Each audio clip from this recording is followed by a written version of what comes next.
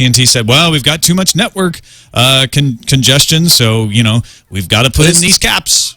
Yeah, no, this is a hard problem to fix, right? That's the thing. Because here in America, I don't know how it is in the UK, where all of a sudden they're giving away their bandwidth caps, but here in America, it's hard to fix people using too much bandwidth, right? Well, unlike cable in DSL, each customer has a connection direct to the CO, to the central office, and it's aggregated in the DSLAM. That's the access multiplexer. So all they need to do if there's network congestion is add capacity to the DSLAM. You don't have that people sharing on the node issue that you have in cable. Okay, so maybe it's not complicated, but it certainly is going to be very expensive. It's got to be very expensive, and that's why they have to do these caps, right? Well, it's relatively inexpensive to upgrade the DSLAM and the backhaul connections to relieve congestion. There might be other congestion problems occurring at the local and regional switches, but you can upgrade those.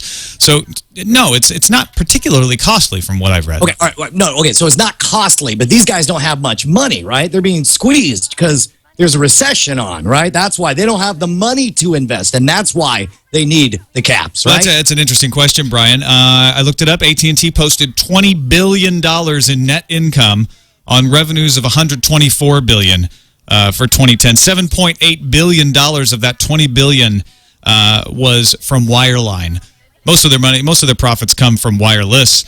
But they made plenty of money. You got a plan? Oh, that's interesting. Yeah, because you can't, if you've got a lot of money, but you're going to be spending a lot of money, you want to save it, right? Right. Yeah. So that's why we need caps. Well, AT&T's expenses to operate its network, pay its employees, do network engineering, planning, buy gear, and even pay property taxes dropped 3.2% in 2010. Well, I'm starting to wonder whether or not AT&T's new 150 gigabyte DSL data cap is justified, sir. Sure, we can add capacity, and sure, we're making record profits, and sure, our costs are going down, but this is a tough business, Brian, and there are no competitors to hold our feet to the fire, so we're going to do whatever we want. That seems to be the message here. Well, good for them. Good for AT&T shareholders? Question mark? I don't know. I'm trying to find a silver lining on this, and it's killing me. No, I would venture to say they are lying about network congestion, and I am willing to be proven wrong by those who know. But as far as I can tell, DSL subscribers are going down, and yet they're putting in caps. Profit is going up, and yet they're claiming they can't invest in infrastructure. I just don't understand it. Now, the TSS Lock in the chat room points out that it's 150 gigabyte on DSL and it's 250 on Uverse, right, and that there's a $10 per 50 gigabyte overage fee. And one of the articles that I read suggested that this may be an attempt to set with really high caps and really permissible penalties just to get the idea in your mind that it's okay to have an upper bound on how much use of the product that you're paying for. You know what? That would be fine. Actually, if AT&T came out and said, look, we're going to, our business model is to make more money, and we're going to start charging per bit, but to get people used to it, we're going to put a really high cap in, and we'll just charge you $10 per every 5 gigabytes over. That'd be fine, but that's not what they're saying. They're telling a sob story to the Wall Street Journal. Oh, there's just so many people streaming video and so much network congestion, and we just can't afford the infrastructure, so we've got to put, it's not that we want to make money so much as we just got to do this. It's just, it's just the way the internet works. All right. Thanks, jerks. Yeah, exactly. VQ is like, that would not be fine if they did that. And I'm not saying I would be fine with that as a customer, but at least I wouldn't consider them hypocrites if they just came out and said that. Yes. I can totally see where you're coming from. All right, let's take a quick break, and thank the folks at GoToMeeting. First of all, not only for sponsoring Tech News Today, but they had a great event at South by Southwest, some free breakfast and everything. It was very nice. Good to meet the GoToMeeting guys. Mm-hmm. They're really nice folks, really good folks, and they help you eliminate frustration. Do you like frustration, Brian? I find it very annoying. It causes an emotion in me. It's hard to put a word to it, but I get all wound up and tight like I'm not accomplishing what I want. Is there a word for that? That's frustration. Yeah. That's what I feel. I think that's right. I want less frustration. Have you ever felt bored and unproductive, especially if you're on a call, like some kind of conference call, some kind of meeting call? Can I tell you the honest truth? A friend of ours worked for a very large company, and he was staying at my house, and he showed me screenshots of the 18-hour conference call he was on his iPhone where he accomplished nothing all day. It was a colossal waste of his time. Well, people go off track. People lose interest. They don't know what's going on. They can't see the other person or what the other person's talking about. That's where GoToMeeting can help. GoToMeeting keeps everyone on the same page during the conference call. It makes it more efficient. Everyone can see your screen. They can follow along. Everyone's more focused, more interested, more engaged, and that means you get what you need done faster. You save time. You're more productive. You can do product demos. You can do training sessions. You can collaborate on documents, weekly update calls, just pretty much any type of conference call you can think of. Sign up today, and you will get a free 30-day trial just because you're listening to us talk right now. Go to GoToMeeting.com. What you're saying? Yeah. GoToMeeting equals maximum no frustration. If you want maximum no frustration, you must go to GoToMeeting.com/technews right now. Otherwise, you're going to be frustrated. And do you want to be frustrated? And however much frustration you have, you can have maximum no frustration. Even, I guess you would say less frustration. Yeah. But I like more no frustration. Maximum no frustration is available right now. Have all the meetings you want. One low flat rate. Foin and voice over IP. Foin and voice over IP. That's a new way of doing it. Anyway, phone and voice over IP are included for free. Why would you want frustration? What are you, a masochist? Get maximum no frustration at GoToMeeting.com/technews. And we thank them for their support of Tech News Today. On to Leo Apotheker and his Apocalypse press conference. I like that. It was Hewlett-Packard's Strategy Day in San Francisco yesterday, and so we were a little curious what he was going to say. Let's take a listen to Mr. Apotheker's first big appearance as CEO of HP. We're going to lead with our left. Now, how did James Bond respond when he said that to him? As he was Mr. Apotheker, I expect you to die. That's right. Wait, that's the opposite line. No, I wanted him to be holding a fluffy come on. It's easy to make fun of any person who's German with Dude, it's an awesome accent. It is really, that sounds like an evil villain. It's awesome. But what he was actually saying, to get back to the news, was that HP is going to launch its own cloud service platform and a related open application store within the next couple of years. In fact, the application store should be coming sometime between 2011 and 2012. So HP is moving into the space where they compete not only with people like IBM, but Google as well, being a cloud service provider. You want to get your email, you want to get some app store, you want to do some stuff on the web, HP wants to be there. They sell the devices. They figure, why, we should keep making money after we sell the box to somebody. This could be difficult, though, because a lot of folks who are what are called VARs, value-added resellers, are not happy about this message because they look at it and say, well, wait a minute, what's in it for us? We're used to taking the HP brands and kind of adding some value to it, putting some software on it, and moving it along, and we're in the supply chain that way. If you're selling the cloud infrastructure, then they don't need to buy from us. They're cutting them out of the supply chain. I was really surprised by this story because nothing about Hewlett-Packard, HP, had, in my mind, was branded or associated with the cloud at all. Have they ever done anything like this before? Do they have any experience in the cloud computing? They have some, but this is new. This is a new business for them. They certainly have lots of enterprise experience. Let's not short them there. But they have never done what Amazon has done. They have never done what IBM has done at that scale. So this is something that's, it's the kind of thing you have to do if you want to grow, but it's certainly risky.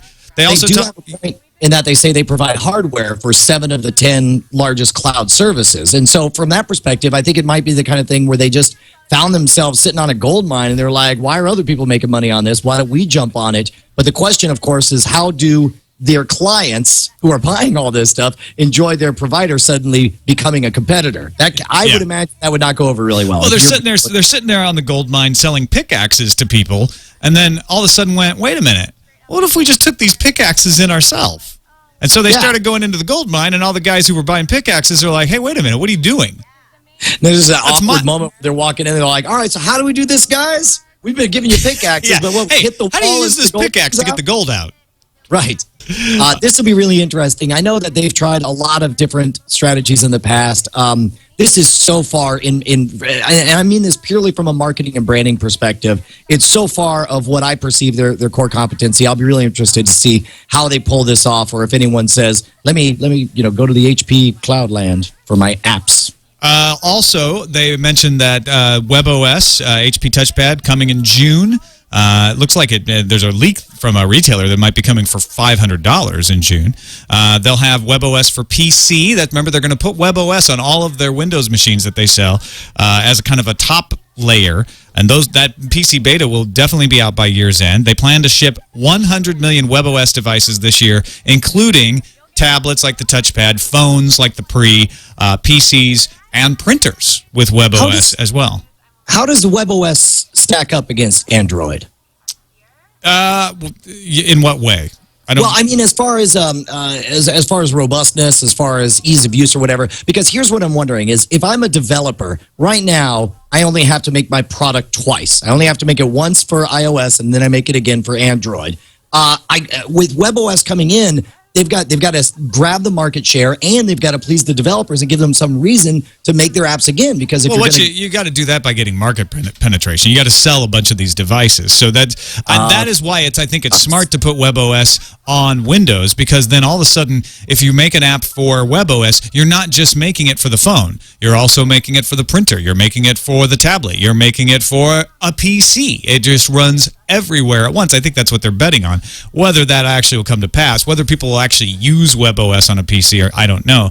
And the thread that ties both of these parts of the announcement together is, how is Microsoft going to take this? Because Microsoft's Azure platform is their cloud enterprise, and HP has been using that. So now HP says, I'm going to eat a little bit of your lunch there. They're going to keep using Azure, but they're also going to do their own. And then they say, and you know what? We're going to ship our own tablets. We'll keep shipping Windows tablets, but we're going to keep shipping WebOS tablets. So Microsoft's got to be a little concerned about this, I would think. I would imagine. I mean, it's certainly dusting everything up. I also wonder how much of the decision to go with WebOS comes with the fact that, I don't know, we got it. We got it from that Palm thing that we did a while back. We're sitting on it. Well, that's why but that's also why they bought Palm. They're like, they didn't buy Palm so that they could lose money on the pre. They bought Palm to get WebOS. They're like, that was what they were after, and now they got to make it pay for itself.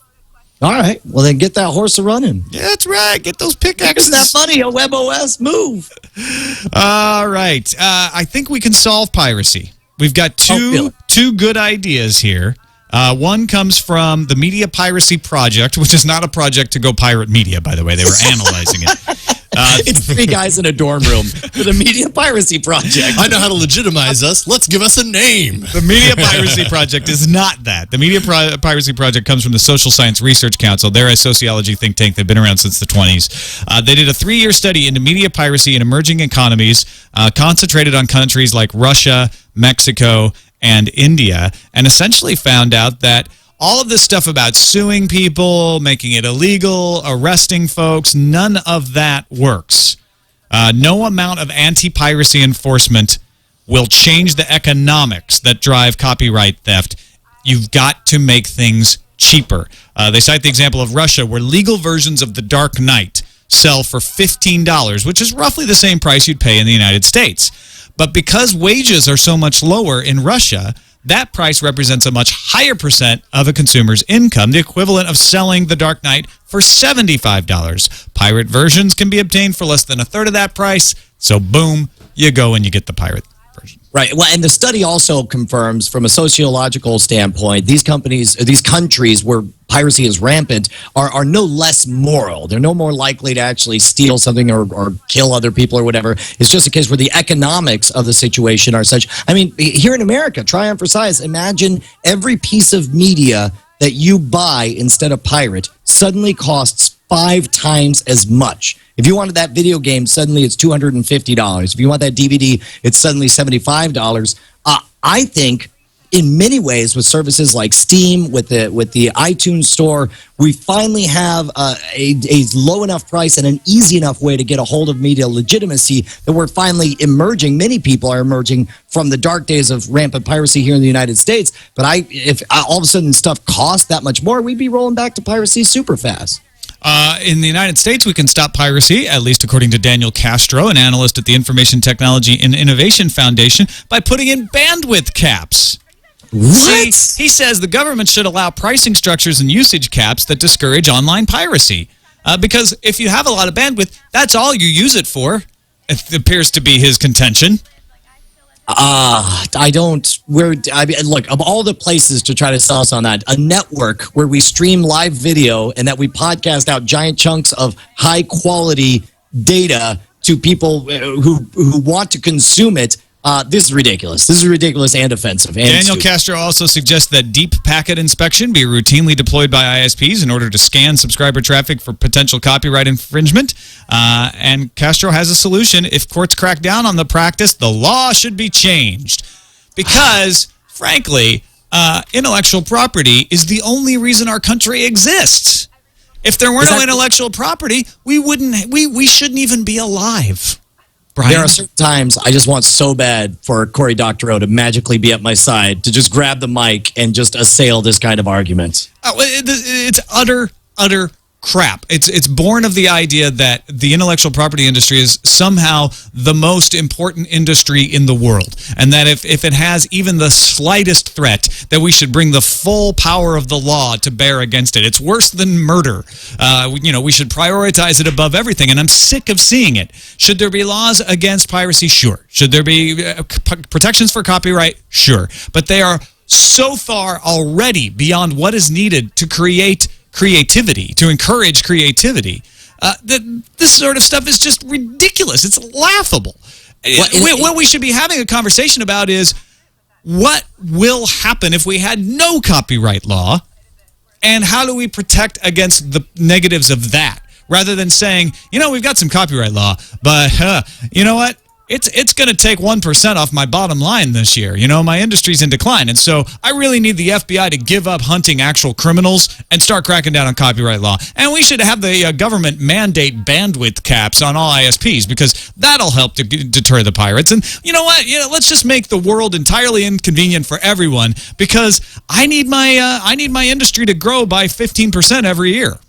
Well, this to you and me sounds like a ridiculous solution to handle things that way. But you and I haven't spent gazillions of dollars to finance, different members of Congress to get legislation, to get certain people, I don't want to say under my thumb, but to get people to support my agenda. Like, you and I don't have the massive hammer of government to use to solve our qualms or problems with copyright law. And the part that drives me, and these people who do, of course, they're going to use it if that's what they can get away with. The crazy part is, if their goal really is to make the maximum amount of money from the maximum number of people, then study after study shows that if you lower the price and you increase the ease of purchase, you can tackle piracy. What was the study that said that the optimum price for an MP3 was a nickel? Because at a nickel, nobody would ever bother to torrent anything. Nobody would ever bother to even put it on a USB to give to their friends. Everybody's just like, oh yeah, no, give me the whole album. And the objection is, we won't be able to continue our industry at that price level. And that is the wrong conversation to have. We should not be having a conversation on Capitol Hill about whether your industry will survive. What these copyright laws are meant to protect is creativity, and will there be innovation and new art? And at that price level, at 5 cents, will there be innovation and new art? I think we would find the answer is yes. Absolutely, and it should be pointed out, to protect innovation and creativity for a limited time. This business that 100 years after the death of Walt Disney, the company will still own Mickey Mouse is ridiculous. This is another case of politicians that are bought and paid for. He's not dead. What's that? I mean, he's not actually dead. Are you talking about he's frozen? He's in cryogenic. He's in the middle of Space Mountain? Yeah. I saw him once when we were going around a loop. Exactly. He was like... So that makes the law a little... Yeah, it's hard to interpret that. But you're absolutely right. I am so tired of this argument being hijacked, and you nailed it, Brian, which is, we don't have the lobbyists up there making our side of the argument. That's the biggest problem. All right. I want to devote a good portion of the show today to discussing what's going on in Japan. There are a lot of issues there. We're not going to be CNN. We're not going to cover every issue of the earthquake and the disaster relief. There are great places to find resources there, but we can help point you towards some of those resources, and we can tell you a little bit about the technology. Most important, we can actually give you some on-the-scene reports from listeners in the Tech News Today audience who have been good enough to call and write us from Japan. I want to start off with the economic side of things, not because the human side isn't important. It is much more important. It's extremely important, but you can't ignore the effect. It's interesting to see, like, well, how is this going to affect business? And I was listening to the Economist podcast this morning, and they said, look, we always tend to overestimate the economic impact of natural disasters because they are so dramatic. It turns out usually they don't have nearly the effects that you think they're going to have. And there's an article out today in the San Jose Mercury News essentially saying that same thing. It looks like there's going to be a tightness in the flash memory market, but most of the industry seems to be okay. One of the lucky things is most industrial complexes are located in the south of Japan. So they weren't as impacted by the earthquake as the companies up in the north. The two most pressing concerns for the industry are damage to the transportation infrastructure and reliability of power, according to Dale Ford at IHS Supply. It could take as long as 2 months to resolve those problems. And I'm seeing that in a lot of places I'm reading. It's not so much that the factories can't work, or the factories are having a hard time getting back, but keeping them running and having the efficiencies of a constantly running factory is an issue because of the brownouts and the power issues. And also transportation. It's like you can make all the flash memory you want, but if you can't get it on a train and get it to a boat, and then get it shipped or get it to an airplane, it's going to be hard to sell it. Yeah, and at first it feels a little bit morbid. Obviously, people are dealing with a massive, massive crisis on the other side of the world. But here in America, and I know we have listeners and viewers all over the world, it feels a little bit weird to be like, yeah, but well, my gizmos continue to be on time. But it is important to take a moment and take a long view and recognize what's going to happen to the distribution logistics of the way not only our electronics, but all the imports that we get from Japan, right, and all the affected areas. Yeah, it's definitely not the most important story coming out of Japan, but that doesn't mean that it's should be ignored entirely.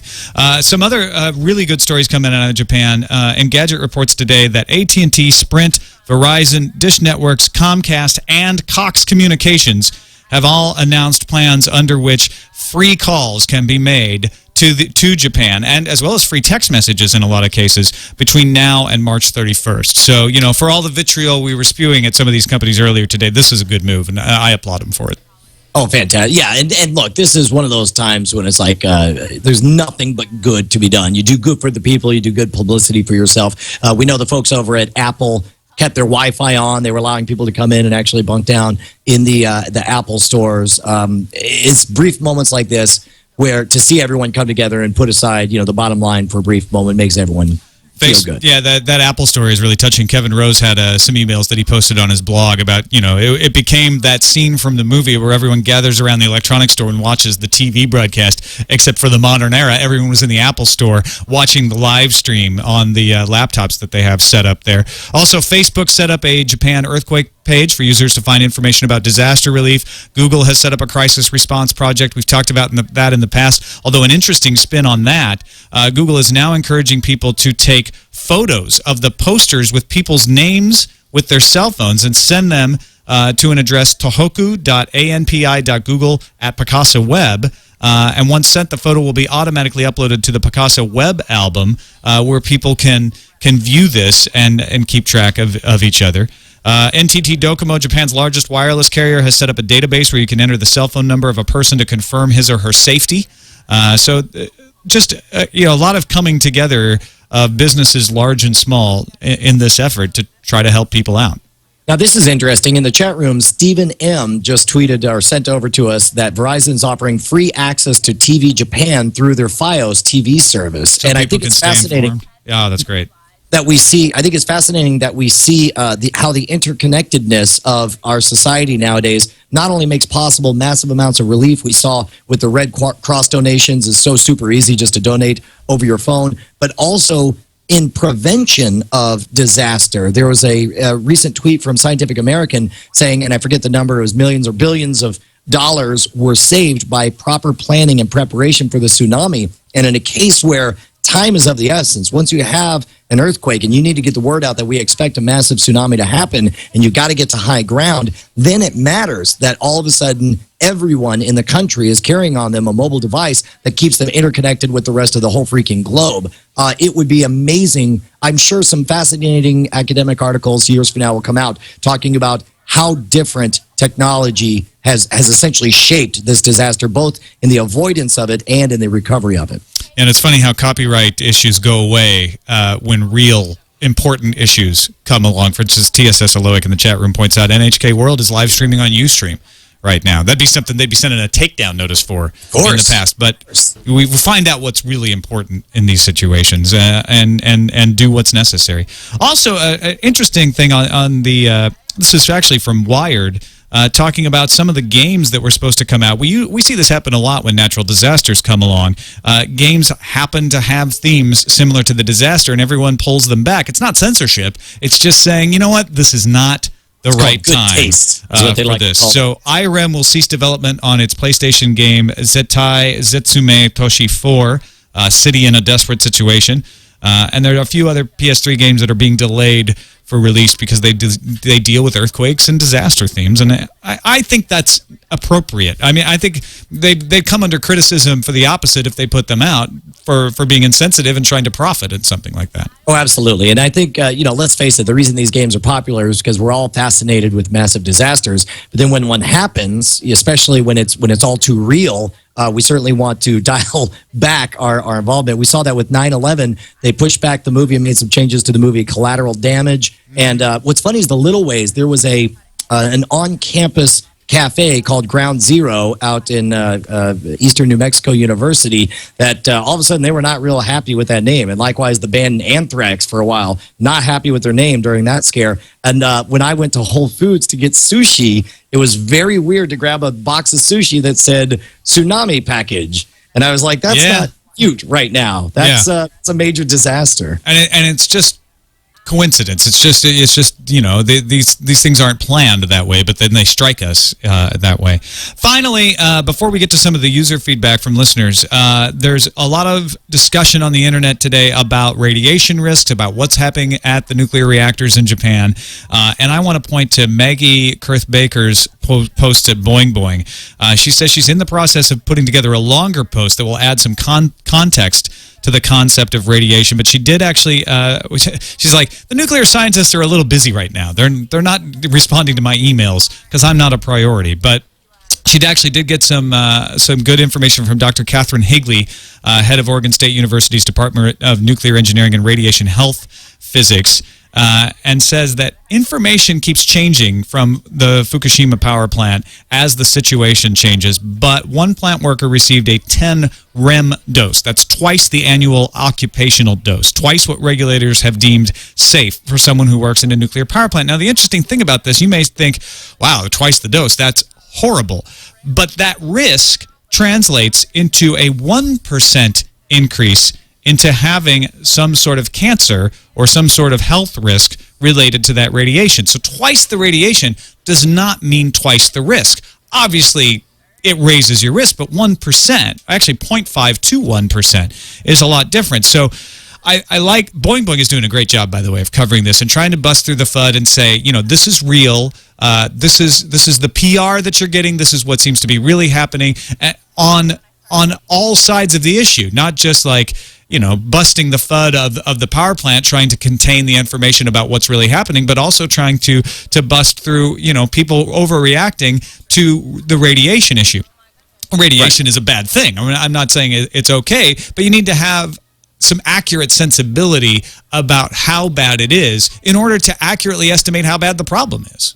Well, let me tell you, if you want to immediately cut past anyone's logic circuits and immediately make them scared, just mention nuclear radiation because it's so counterintuitive. It's this thing you can't see, touch, smell, or perceive in any way that can kill you. Nuclear fallout, of course, is a real problem. But one of the things that, and this is in no way meant to downplay the danger of the situation, but as people start throwing around the word Chernobyl, people really start to get worried. And I want to point people to, there's a fantastic speech by Michael Crichton that you can find on YouTube. I believe it's called Fear and Complexity. And he talks about how he wanted to create a global disaster. So he looked up some research on Chernobyl. The initial estimates at the time were that 2,000 people died at the accident and that upwards of 400,000 people died through later complications because of exposure to radiation and cancers and that kind of thing. As he dug into the numbers, the actual numbers turned out that around 50 people died during the actual disaster, most of whom, about 30 of them,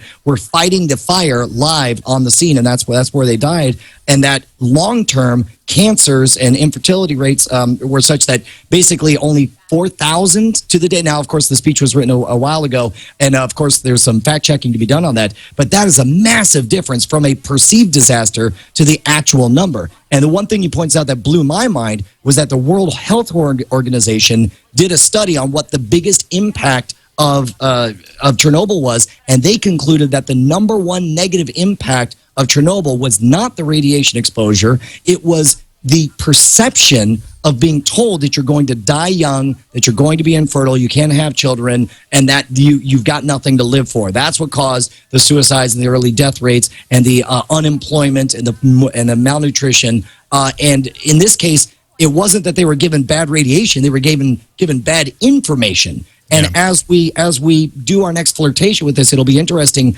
to see how our hyper-connected society tells the story of this potential nuclear disaster. And it's actually the same issue we run in and talking about politics. You run in and talking about radiation, where if you start to say, look, it's not as bad as they're saying, all of a sudden people say, so you're saying radiation is fine. So you're saying there's no risk. And that's not true. That is not what we're saying at all. Not at all. But there is, trying to find out what is the actual risk. There is a risk, but it's not helpful to say, like, it's radiation and therefore everyone's going to die.